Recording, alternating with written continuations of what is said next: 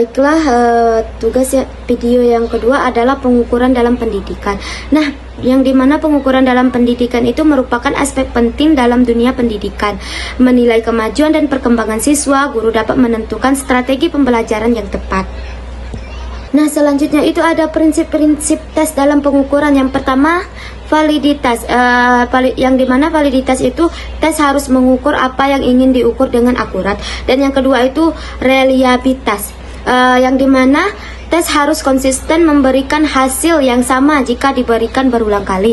Dan yang ketiga itu objektivitas, yang dimana tes harus bebas dari bias dan pengaruh pribadi. Dan yang keempat itu ada praktis. Praktis itu adalah tes harus mudah dilakukan dan tidak memakan banyak waktu.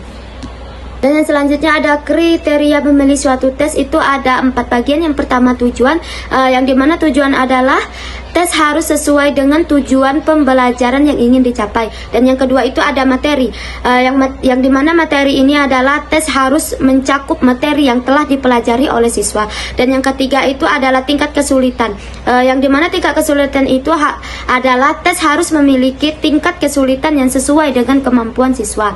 Dan yang keempat itu ada format, yang dimana format itu tes harus mudah dipahami dan dikerjakan oleh siswa. Selanjutnya itu ada validitas tes, yang dimana validitas ini terbagi menjadi 3. Yang pertama itu validitas isi, validitas kriteria, dan validitas konstruk. Validitas isi itu adalah sejauh mana tes mencakup semua aspek materi yang ingin diukur. Dan selanjutnya validitas kriteria itu adalah sejauh mana skor tes dapat memprediksi kinerja siswa pada tugas atau kriteria lain. Dan yang ketiga itu ada konstruk. Konstruk itu sejauh mana tes mengukur konstruk teoritas yang ingin diukur.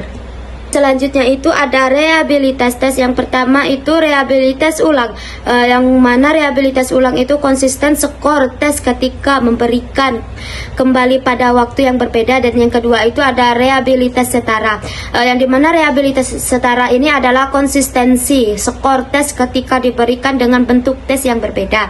Dan yang ketiga itu ada reliabilitas konsistensi internal, sejauh mana item dalam tes saling konsisten dalam mengukur variabel yang sama.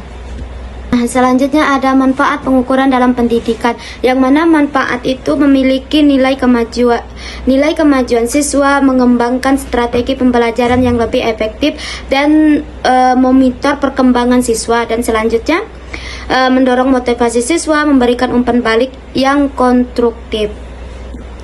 Dan selanjutnya itu ada tantangan dalam pelaksanaan pengukuran, yang dimana tantangan pelaksanaan dalam pengukuran itu ada 4. Yang pertama keterbatasan waktu, dimana keterbatasan waktu itu mengatur waktu pelaksanaan tes yang cukup untuk siswa. Dan yang kedua itu ada biaya, membuat dan mengelola tes dapat memakan biaya yang cukup besar. Dan yang ketiga itu ada keterampilan guru, membutuhkan guru yang terlatih dan teknik pengukuran dan penilaian. Dan yang keempat itu adalah keberagaman siswa, menyesuaikan tes dengan kebutuhan dan kemampuan setiap siswa. Dan selanjutnya, baiklah, dari sekian banyaknya ini adalah kesimpulan. Saya akan membacakan kesimpulannya. Kesimpulan dan saran. Kesimpulannya adalah pengukuran berperan penting dalam proses pendidikan. Tes dan pengukuran yang valid dan reliable dapat membantu siswa mencapai potensi yang optimal.